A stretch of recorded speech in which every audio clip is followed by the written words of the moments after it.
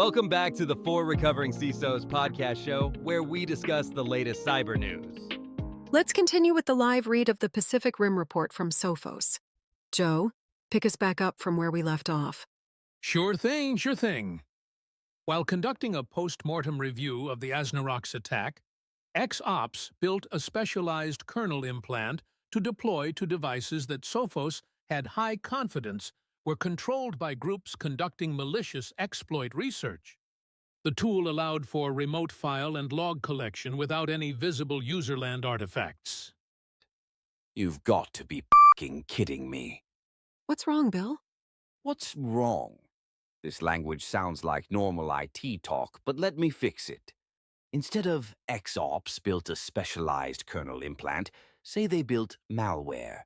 Instead of deploy to devices, say hacked or better, messed with a nation-state.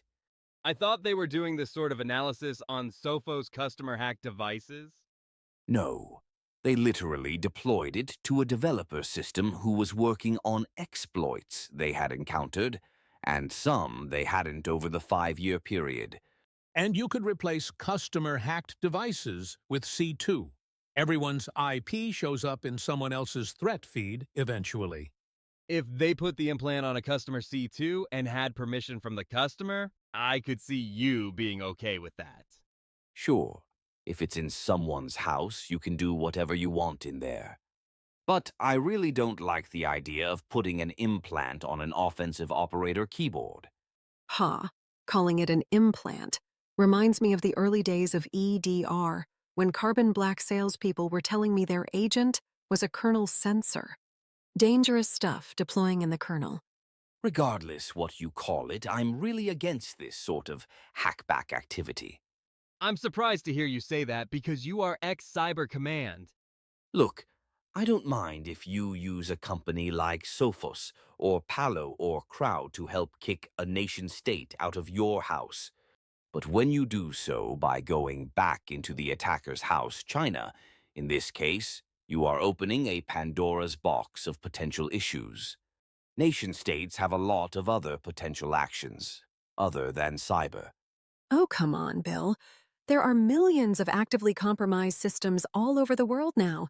In China, too. Is it a big deal if a Chinese commercial exploit an offensive company got hacked because they are hacking too? Actually, I'm starting to agree with Bill here. What if this started a lot more cyber counter-hacking or vigilante activity? Bring it. We have to do something to remove the threat. If the nation-states can get hacked, it might tip the economic incentives for them to hack small business, which is too easy for them now. Linda, you are not being realistic. Look, the main way counter-cyber operations work is they are found in the private sector and then silently taken down through coordination with the vendors, government agencies, and our allies. If we start giving letters of marque to anyone in that community, it will disrupt the trust there, and without trust, you will just be taking down small parts of nation-state operations. Letters of marque? Letters of marque, historically, were government-issued documents that authorized private individuals, often ship captains, aka privateers, to attack and seize enemy ships during wartime. These letters essentially legalized acts of piracy when conducted against a designated enemy, allowing privateers to claim captured goods as spoils. It was a sanctioned form of private warfare.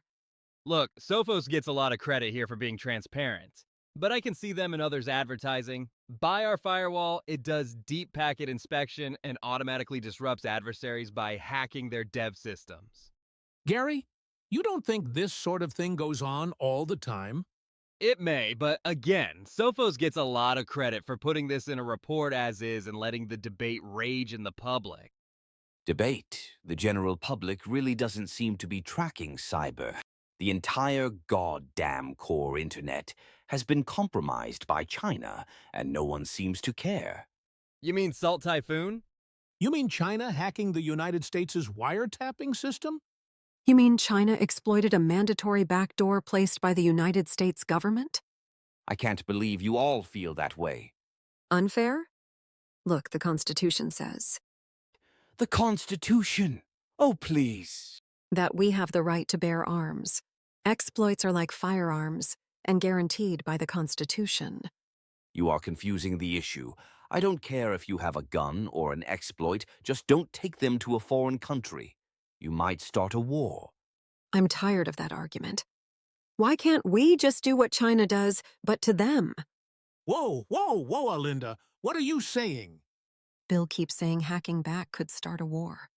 China has hacked billions, if not trillions of dollars worth of intellectual property, backdoored countless government and private citizens, and even planted potential backdoors in our critical infrastructure. You want to do that? We are the good guys. We are a free and open society. Wake up, Bill. Look at the Israeli pager attack. Let's get back to letters of marque. What sort of qualification do you need to be to get one of these letters? Are you a Lone Ranger? Do you need to be a Microsoft? Do you need to be a 100% US sovereign entity?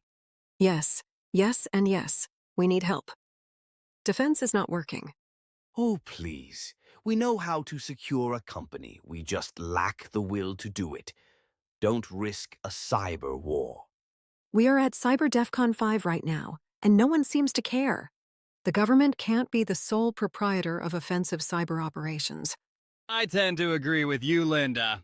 All my spooky government cyber friends go on and on about how much more intel they have than the private sector. But then I see things like Salt Typhoon, and I have to ask myself, did the government do a great job and stop 100 of these other typhoons? And this was the only one that got through? Or was the first time they heard of this was when someone from the private sector knocked on their door? That's what they call a public-private partnership. All right, we are at time. We will do a brief sponsor read, and then get everyone's final thoughts, which I'm really curious about. Linda, you have the sponsor this week. Thanks, Bill. This episode is brought to you by Sention. They make it easy to automate compliance and harden every endpoint with standards like the Center for Internet Security and those recommended by NIST and the DoD. I'm also a customer, and I can tell you they also do drift detection of system configs, and that's a great way for finding. Chinese malware. Is that your final thought, Joe? I'm all for commercial offensive activities for one reason: innovation. If the private sector is incentivized for stopping cyber attacks and can use counteroffensive operations, who knows what they will innovate? What we are doing now surely isn't working. Gary? Look, I'm also reluctantly for offensive work because cyber is not that important. What? Cyber isn't that important? Explain. Of course, in our world, cyber rules, but we live in a bubble. Regular people, non-cyber people, really do not seem that concerned with cyber issues. Because of this, I think we are never going to get the resources to secure our applications, protect our data, or get the funding to do any of this. That's dark, man. Really, really dark. Linda, you are on this bandwagon to hell as well? I am. Look, I have a t-shirt signed by Rob Joyce himself that says impose costs. China hacks, the ransomware groups hack, because it's easy for them. Like Gary says, we aren't doing a great job as an industry making it harder for them to attack us. So let's get in the fight and disrupt their operations with new and innovative techniques. Now, Bill, you get the final point. Look, I could not disagree with your arguments more. 1, this is questionably legal and certainly ethical.